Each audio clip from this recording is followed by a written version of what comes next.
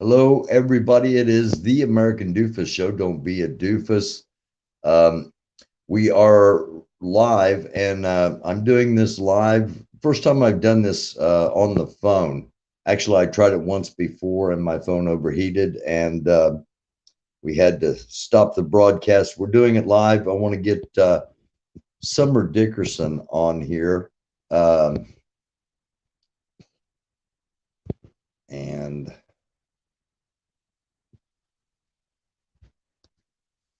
let me see if I can do this. No,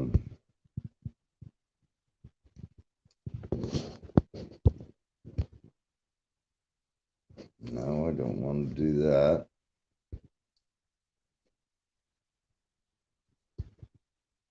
There we go.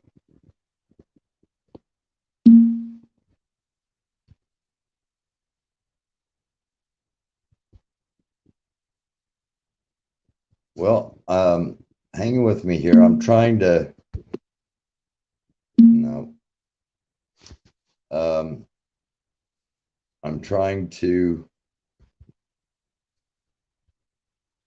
get the link.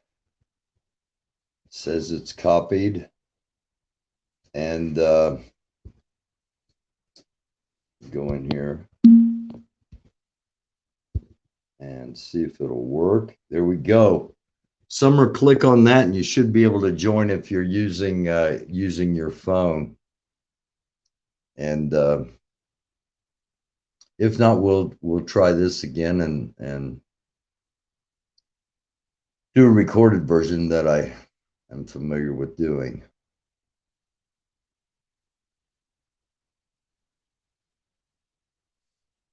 Those of you watching live, thank you very much. Normally, don't have a lot of live viewers. We have most of the viewers watching on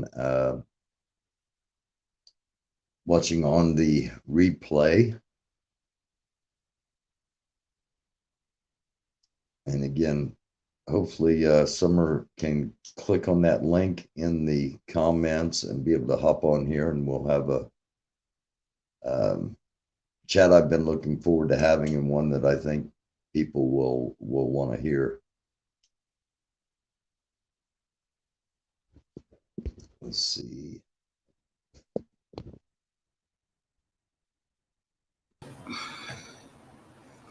Hey, what's up? There we go. Hi, Summer. Hi, how are you? Oh crap, I forgot. The speaker doesn't work on my phone. We can do it over.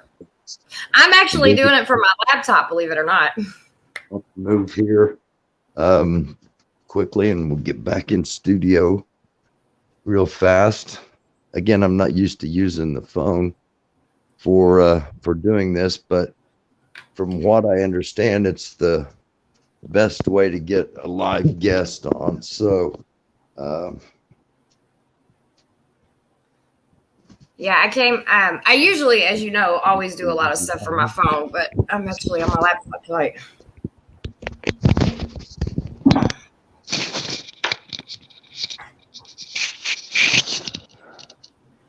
There we go. Summer. Hey. All right. How are you? I'm good. How are you? I'm hanging in there. It's gosh, it's been a long time since we've talked. And there's a lot I've wanted to talk to you for a while, have you on here for a while. There's a lot to talk about. The 502 live streamers, the Women of the Well ministry. You testified in the Breonna Taylor grand jury. The social media thing about what happened with the woman in Philly on the train. All these things we want to talk about, but you've got such a compelling story, and I'd like to start there by you just sharing your story, however much you feel comfortable with sharing. Just let the viewers know where you come from. It needs to be heard. You're a survivor, and just talk about your journey. Yeah. Well, first of all, I want to say thank you for having me. And thank you My for pushing pleasure. the show back because I was out actually doing work. So I really appreciate that. So I'm Summer Dickerson. I've been through a lot of stuff. I'm a human trafficking survivor. I am a victim of sexual assault at a very young age, child abuse, gangs, drugs. I got into pretty much everything because I went through a lot of stuff. I grew up very, very poor, grew up homeless, grew up, just very poor. And I grew up a lot of trauma that happened. I was brutally raped at 15. At 17, I got into the sex industry. I became a dancer. And that I was manipulated to end up being what I thought was a boyfriend, ended up being I became a victim of human trafficking. He was a pimp, a pretty bad one. So I went through a lot of really bad shit that I'm not going to get into all that right now. But I went through a lot of shit and I got out of being trafficked. I went back to what I knew because it was the adult industry and it was just that lifestyle. I understood it. I knew it. It was where I was accepted. And so I ended up back in the clubs, which led me into prostitution and all forms of the adult industry. I've got a bunch of babies that I absolutely love. And I knew something had to change in my life. I am a believer. And I wasn't at that point. Like, I knew there was something out there, but I was like, it's not for me because after you've been beaten and you've been sold and you've been buried alive and you've been pistol whipped and you've been through all this shit, you know what I mean? Like, you don't really think there's anything there. It's all about surviving. Most definitely, and that's what I lived my whole life in survival. I really don't know how to operate unless I'm in survival mode. Kind of hint to why I do now what I do, which is kind of crazy, but it's amazing. So, I went through all that stuff. I had friends get killed. I've had friends just be murdered in horrible ways, and there's no reason why I'm sitting here even being able to talk to anybody. I should be dead. And my last call, I almost was dead. And I like to say that I had just an amazing experience with God, and he removed a 357 from my head. And in all of this craziness that was going on that night, I was like, if you give me a shot, like, I'll never post again. And that was it for me. You know what I mean? Like, I knew then, and it wasn't that I had a gun to my head because I've had pistols to my head before. I've been through a lot of shit. And so it was just then I knew I was done. I knew that if I didn't change something, I was really going to die. Got out of that, kind of went ghost for a little bit. And at that point, I wasn't being trafficked. I want to make that clear. I stopped being trafficked. What define for those that don't know, what does going ghost mean? So going ghost is basically you just go off the grid. Like you just disappearing. I mean?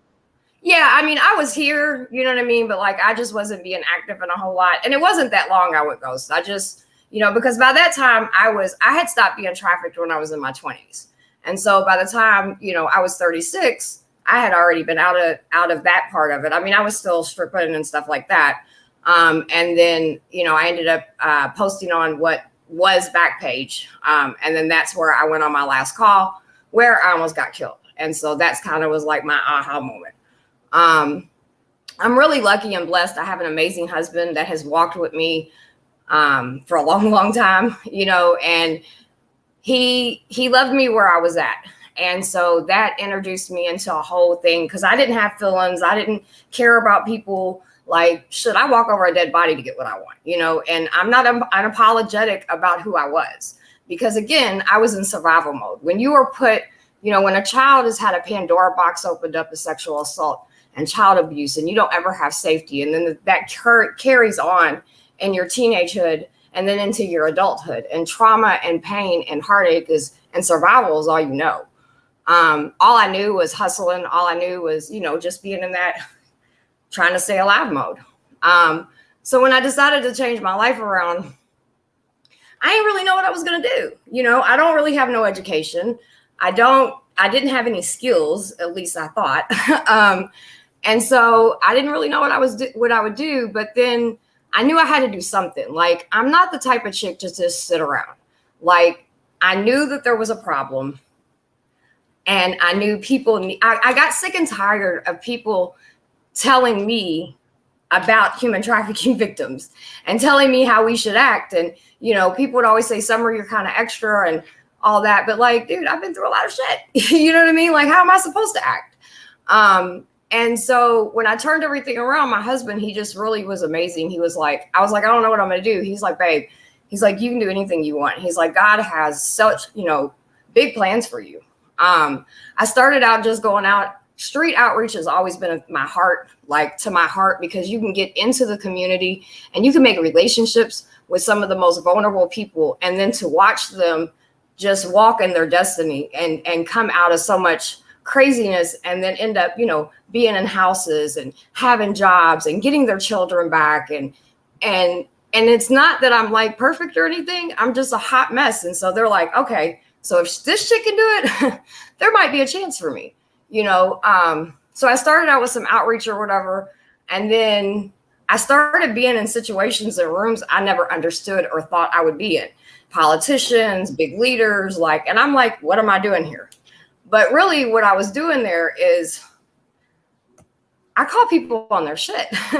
You know what I mean? Like, I got tired of all these stuffy politicians and these police officers and these DAs and all these motherfuckers that are like big wigs and acting like they're perfect. And I know that they buy and sell women just like me. I know some of them are buying and selling children. You know what I mean? Like, and I'm not just saying like where I'm from. I've worked and lived all over in the United States. Like, this isn't just a Kentucky problem. This is a everywhere problem. And we all need to start realizing that. And yes, it goes all the way up to the, powers to be, as I would call them, all the way down to the lower level. And so I started getting in these rooms and I was being who I am, calling people on their shit. And it started opening a lot of doors for me.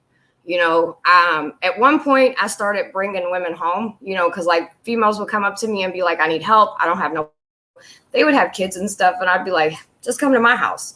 Mind you, I have children, I have a husband, and my husband would come home and these girls would, these women would be there with their kids, and he would just go back to the room and be like, all right, well, at least she's doing positive things. She's not like hurting anybody or doing any of the crazy stuff.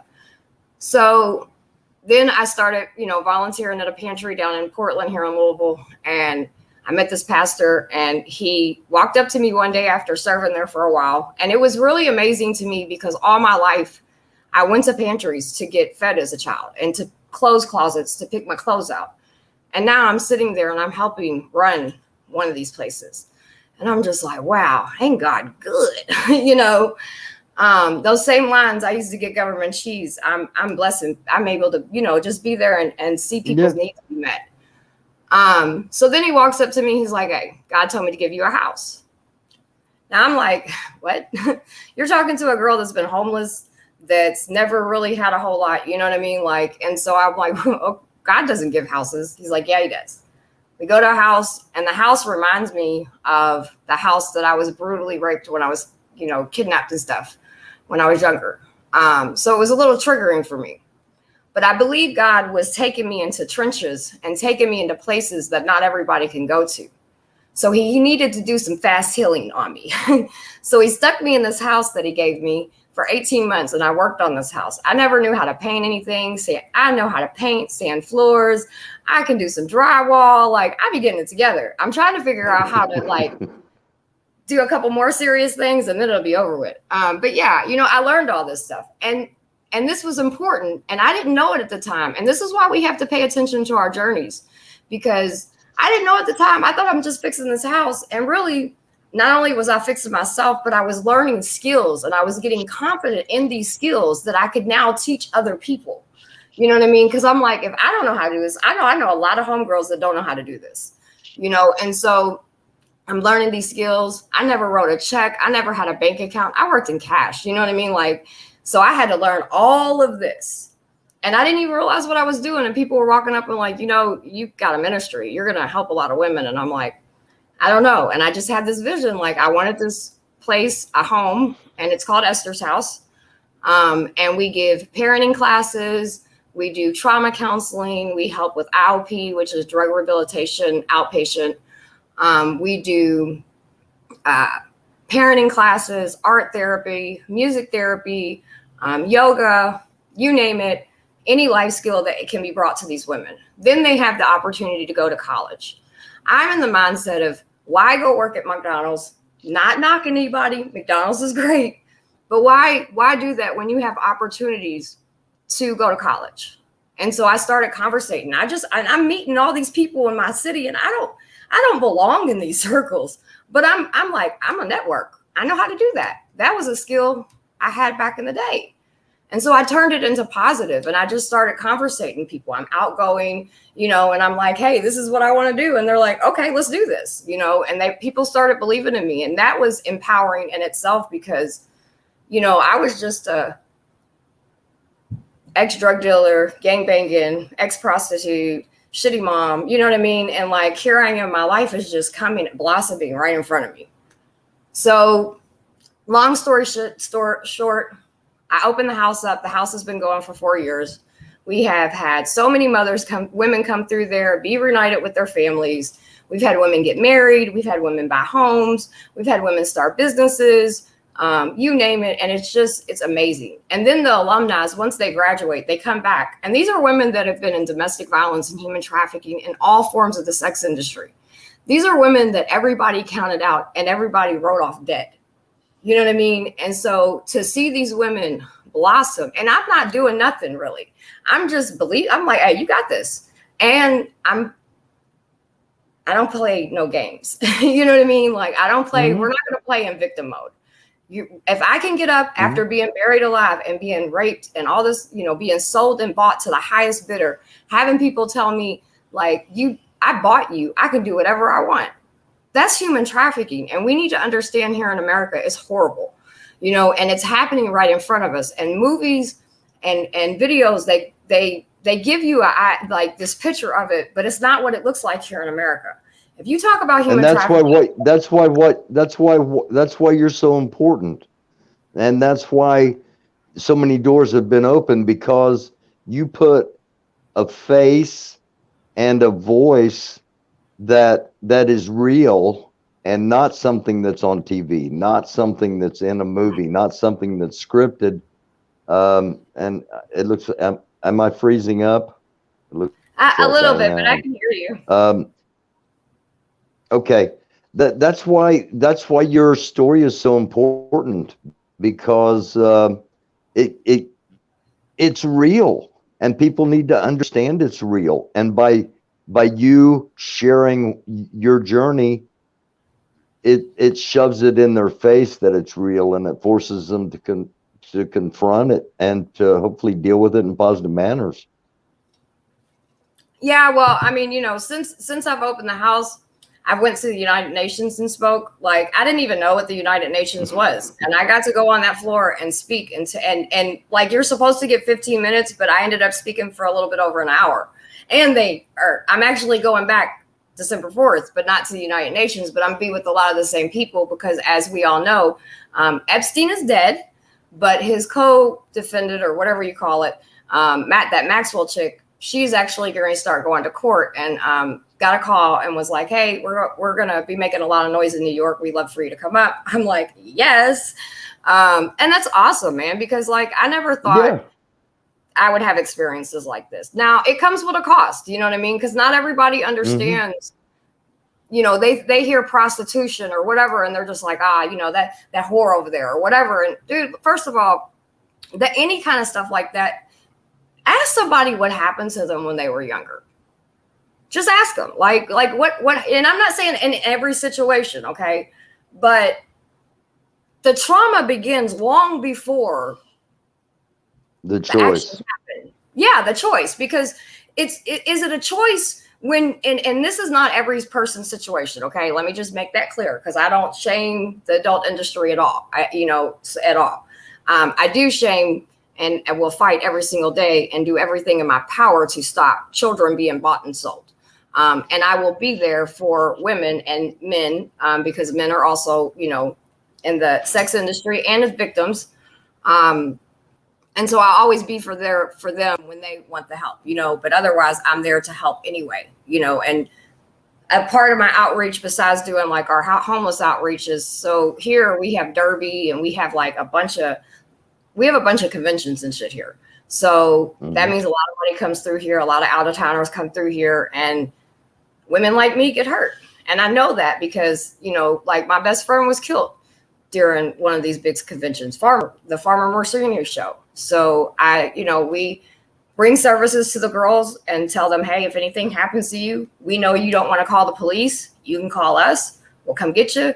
If they need to go to the hospital, some of them won't go to the hospital. We have a whole underground type of situation to where they definitely get the medical attention they need. We've worked and partner with airlines that where if we have victims and they're coming from different states, we can get them on a plane without any identification at all. Because a human trafficking victim usually doesn't have identification. All of that is true.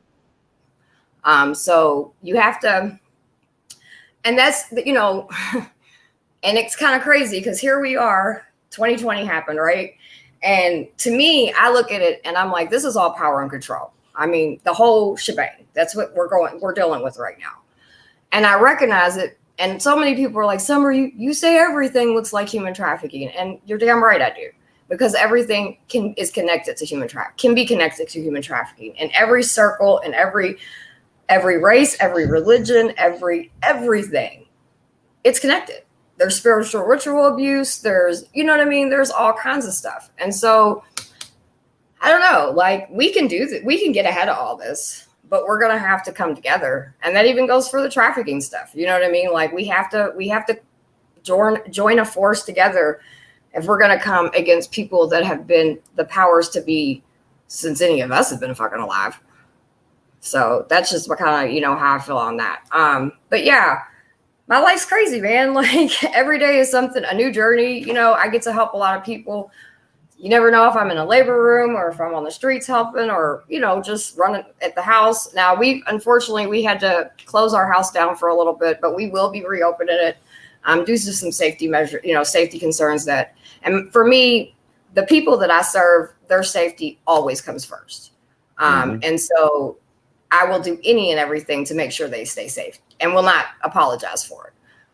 So, we did that, but we're still doing, I've been out on the street since 8 this morning. I just got home about 15 minutes ago. Yeah. And you do live street outreach. You also host shows on your Facebook channel where women can come on and talk about what's going on with them or hear other women talk about what's going on, and you do some powerful stuff. I make things so public, and I'm an open book, and I live stream all the time. I record pretty much my whole life and everything that I'm doing. But it's not for me because I know that there's somebody behind that screen and a lot of somebodies that is going through something. And I've had so many women and men write me and say, you know what, girl, like you're dope. Like you encouraged me on because we seen you even here recently. These last 2 years for me have been very hard. I've had a lot of my life has been completely turned upside down. But I haven't gave up and I'm not going to. I'm never going to give up. You know what I mean? Like I've already faced death. Like there's a reason I'm here and I don't care if people like it or not. Get used to it because I'm not going nowhere. And people are going to hear the real shit. They're not going to hear the stories they see on the TV. So it's going to make you uncomfortable. And how do we get ahead of all this? Accountability across the board. Absolutely. Absolutely. Hopefully there's more good. Hopefully there's more good people than bad. And we can get ahead of all this stuff. But we can't do it fragmented. We have to have. We have to come acceptance of each other. We have to have. Yeah. Yeah, we have to come together with each other because I think some people understand, just because I don't walk around and talk about like, oh, it's stuff that sounds like conspiracy theories or not. I'm not stupid. I live in this like every single day. I've survived and seen more shit than most people would ever even believe. But like, we can't do this separate. You know, I'm all for everybody. Like, once we get the way we need to be, then because we're fighting the system, and then we're also fighting all, you know, racist hatred, division. You know what I mean? All that shit's real. Yeah. You know, it's very real, and it's doing a great job because it is. Woo, we are so divided. You know, Yeah, I'm like, absolutely. we just had one, and 2020 is going to go down in history. It's going to go in the books. It's already in some of my kids' homework. You know what I mean? Yeah. Like, which is amazing, right? But what is going on? Why are we? And it's the system. The system has crawled right in because they seen for once. And this is, I feel like, in so many times in history, there comes a rise up of people, right? And it's a beautiful moments, right? Because that's when real change happens. Well, here we come, 2020. Breonna Taylor happens, George Floyd happens, all this stuff happens. And we come together as a force. Yeah. All over the world, we was standing 10 toes down, side to side, didn't care what color, race, religion, sex you identified, none of that. We was together. The system did exactly what the system is designed to do. It swooped right in. Divided us back up. Divided us up. It took, you know, as far as the movement, and this goes for all movements, sorry, but it swooped right in. It cut the heads right off the fucking groups and, all the powerful people sat them down. That's what the system does. That's why so many people are on HIP, in jail, all this stuff, and related to standing up for the rights. Like standing up and speaking, this is America. That's what we're supposed to be able to do.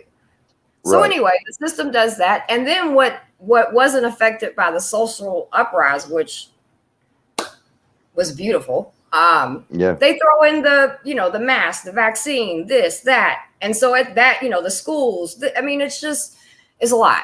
And it's like everybody's falling for the okie doke and they're just not like waking up and saying, wait, maybe we should get back to where we were, so I don't know.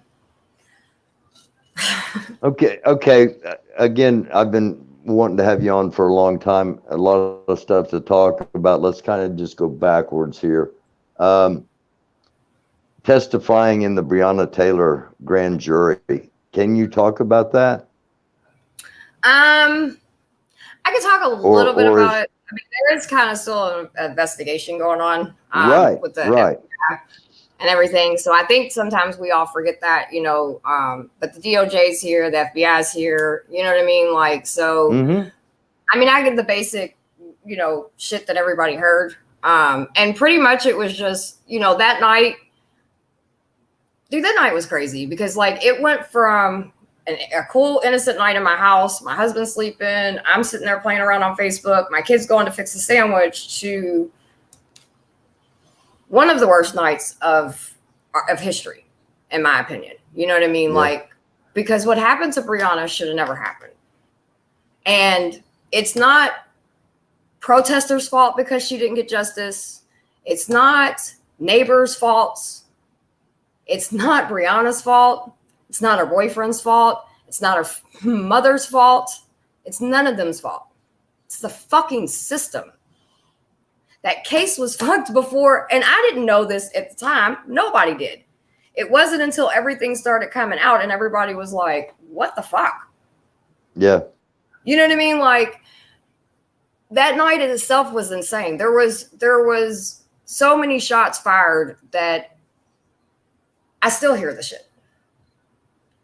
So it wasn't right. And for people that don't know, you lived in the same area. Your kids played with kids in her building and knew her as Miss Breonna. Bree.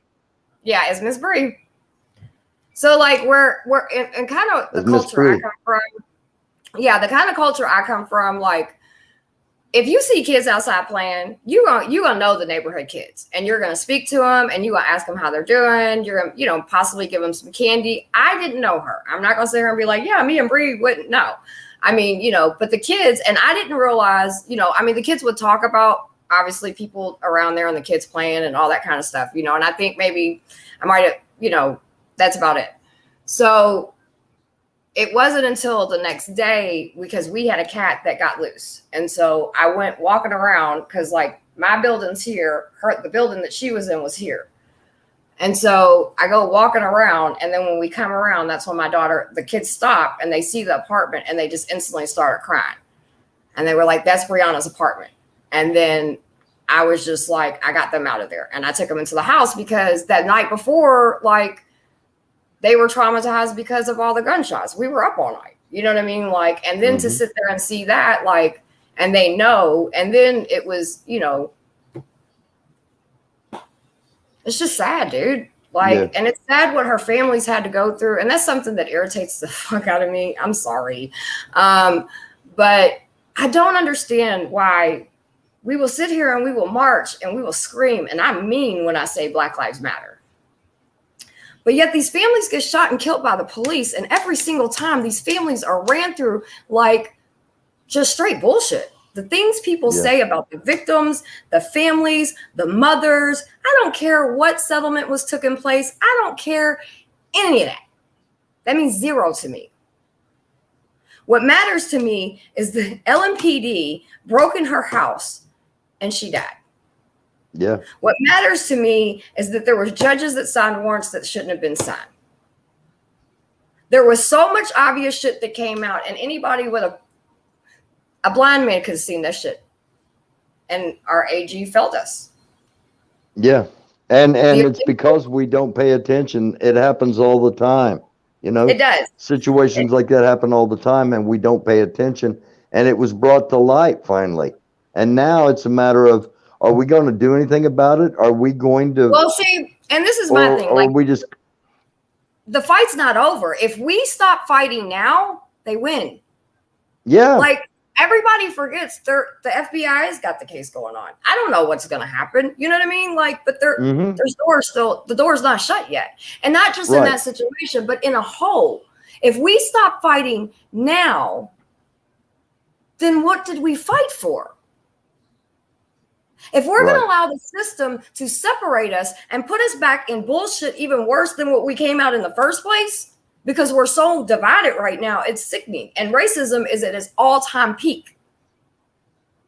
So we cannot, everybody's rusted a little bit. And I do believe the fight will change, right? Like there's different phases and different levels, as I would always say, there's different levels to this shit. And so there's different phases of fighting and getting things that you need, getting change that you need done.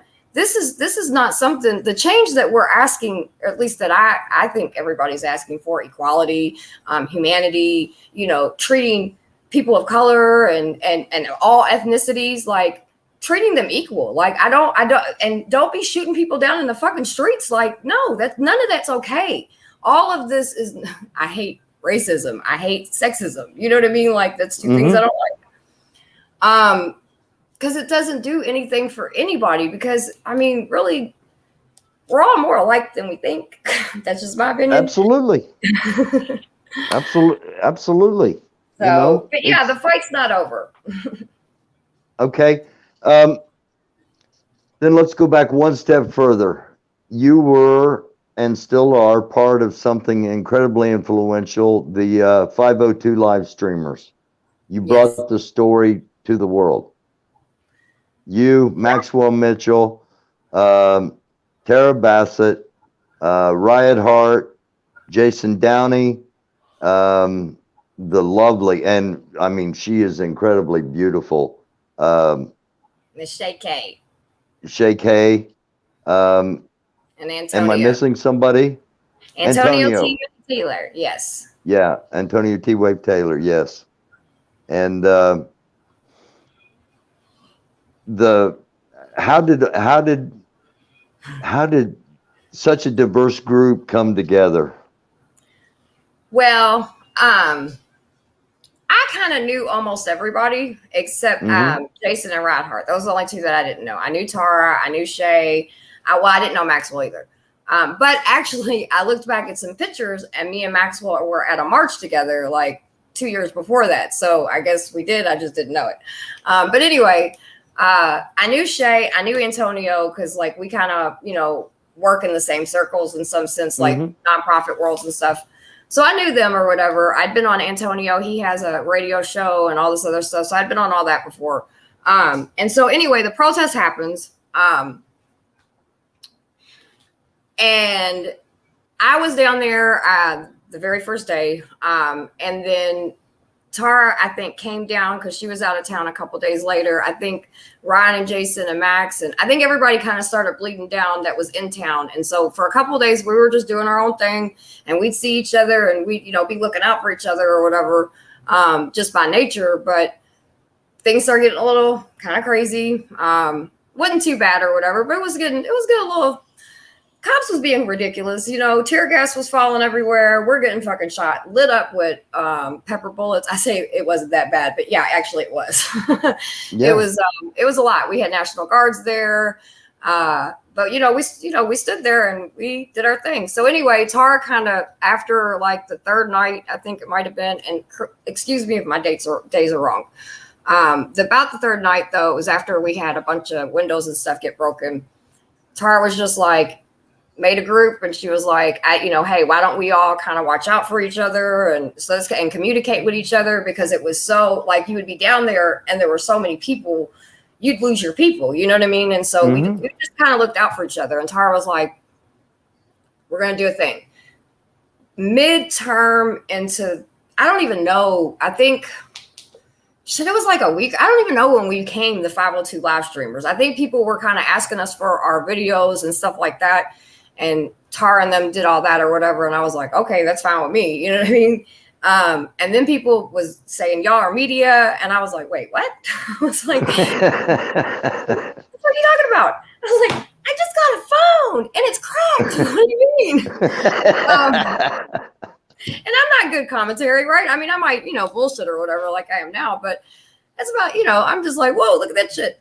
But you got some incredible footage. Oh yeah, over the course. Oh my gosh! And what was great? So we kind of threw ourselves together or whatever. We started meeting together, and we just realized we made a deal that we were going to stay solid no matter what, because we know how the system works, right? So we were going to stay solid. We'd always talk. I mean, when it was the thick of things, we would talk every single night. Then it was every couple of days or whatever. We had a schedule like.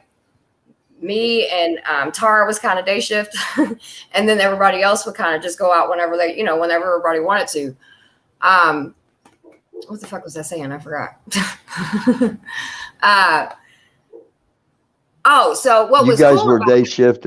Yeah. What was cool about it was we actually got to turn so many stories around, because we started noticing mainstream media was taking stories and like putting them out, saying like basically we were burning all kinds of stuff down, and like we were just doing all this crazy shit. And we were like, actually, no, that was the police that was, rammed a truck into somebody's car and probably almost killed them, this. So like we were able to reverse.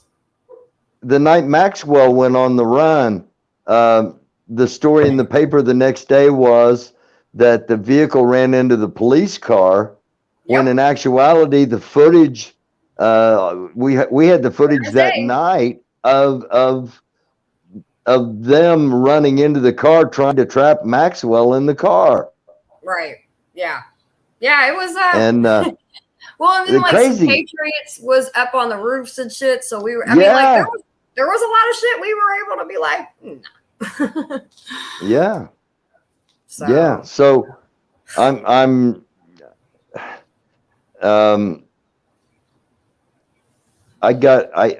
was able to get out a story on Louisville everywhere, thanks to the work that all of you did on the ground there, and Well, it's been pretty awesome, because I remember like it was really cool. I think it came surreal when like people were like, can we interview you guys? And like Curry Journal did a big old press like thing on us. And we were like, what is going on? Because like first of all, we're all pretty humble people, you know what I mean? And we are always kind of, all of us are very active in our community. You know what I mean? So like doing what we do is not really out of our character, right? Like, I mean, yeah, the protest was like, whoa. But we wanted to show it. We wanted to show truth. We wanted, you know, regardless of what people say, a live stream is just that, a live stream. Yeah. So people can say whatever they want, but a live stream is just that, a live stream. There is no editing. There is none of that, you know? So, I mean, the only thing you can really do is delete, I think. So, you know, but it's really cool because now since again, like I said earlier, the fight kind of changes, right? Like, I think this is a time to get in a different position, but still fight. Start looking into what laws need to be changed. You know what I mean? Like we got a lot of voting stuff coming up. We want to, one thing that we did realize was that social media obviously is a huge thing. And so many people get their information off of social media, me included, right? So we wanted to, you know, there's presidential and mayors and all that kind of stuff, little debates and stuff on TV, but like, I'm not going to watch that. But if it's on social media and it's from a group that I trust, I might do that. So like right now we have a series going on that all the people that are running for mayors here, we're going to interview them, and the people get to send us questions and we try to get some of their questions answered. And you know what I mean? Like we want to bring that to people, like, and say, okay, here's this, because here in Louisville, our lives depend on this. Like, yeah, it's the same way in every community. People just don't realize it, how much control politicians have over our lives. And the only time we can do anything about it is in elections. And we need to organize.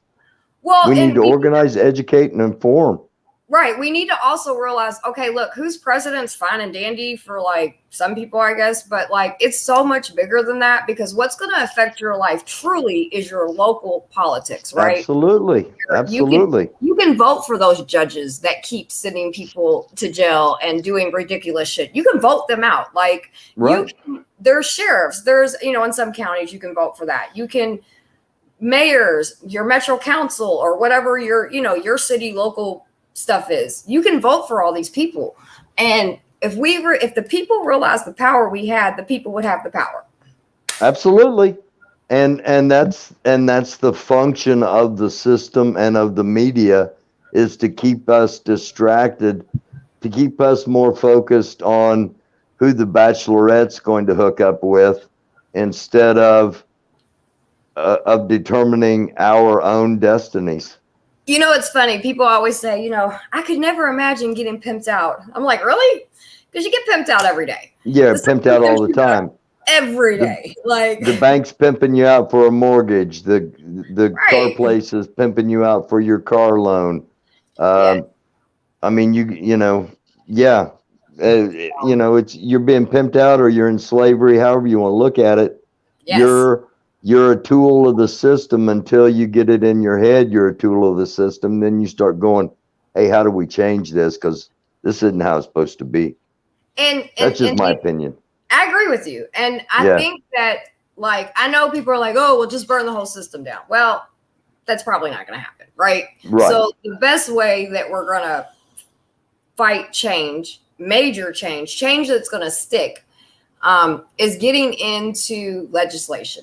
Getting into these people that sponsor these bills and writing some really good bills up and getting these laws to start sticking. I've had the privilege to, I think for violent survivors of violent crimes here in Kentucky, the Attorney General, now Governor Andy Beshear, he had made the first council for where survivors of all violent crimes could come and have a council and, you know, get to put their input on certain things and stuff like that. And so with that opportunity, which was amazing, I got to learn a lot of things. I I don't like politics. I really don't. But I also understand that we can't there's only so much marching and shit can do. Like we have to get in, and that's a very important part. I'm out there. Oh, absolutely. I was there for over a year, and I will always be. And that wasn't the first protest that I was involved in. But we have to get these laws changed, you know, because if we don't if we're not in the rooms where the laws are being made and being, you know, passed, and we need to start raising people up to sit in these seats, you know, like absolutely. It can happen. This is Absolutely. a fight for a long haul. And if we don't do it the right way, we're going to be worse than we started off. Absolutely. Totally agree. 100%. Totally agree. I mean, Summer, thank you. Thank you for coming welcome. on here. Man, we were going to do this last summer, yes, and it got canceled. It got canceled because one of the women you work for was found dead. And all of this is real, and I hope this gets shared around, because people need to hear about this. Well, people need to understand, like, everybody's going through stuff, and like we truly need to start getting into really supporting each other and seeing how we can be there for each other and start being accountable. Like, stop making excuses for people that are abusing people. Stop making excuses for when your kids don't want to go around somebody, don't go around them. Trust them. Stop allowing the internet to raise our children, because that is where a lot of the grooming process is happening at.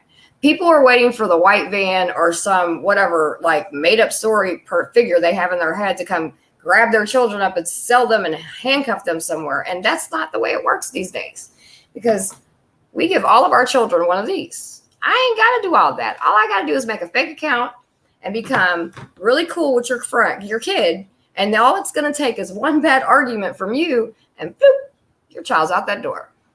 Yeah. And please don't think it can't happen. Because I sit with families every single day. I sit with children every single day. I talk to women every single day and men every single day that this has happened to, and we have to start being truthful. Like, I would love to see, and I get it, it's hard. And I don't think you have to like speak up on every single little detail, because I understand that things are hard to talk about, but there's a lot of healing in that. We don't talk enough about the shit that's going on. We would rather shame victims and survivors than to actually believe them. Amen. We will lift the abuser up and we will make space for them, but then we will, destroy a victim or a survivor's life. And that has to stop. So that's why I won't stop. And you're welcome on here anytime. Anytime you want to hop on here, feel free. Yeah, I appreciate it. I hope we can do it again. Most definitely. All right. Stay in touch, all right? Yeah, most definitely. I'd love to come on anytime. All right, we'll do it. Thank you all. Thank you all for watching. Again, doing this on the phone, and it's starting to overheat. I love y'all. Summer, love you. Thank you. I love what you've done. And thank you so much. Everybody else, it's a dark world. Try to be a light. We'll be on tomorrow night. It's the American Doofus Show. Don't be a doofus.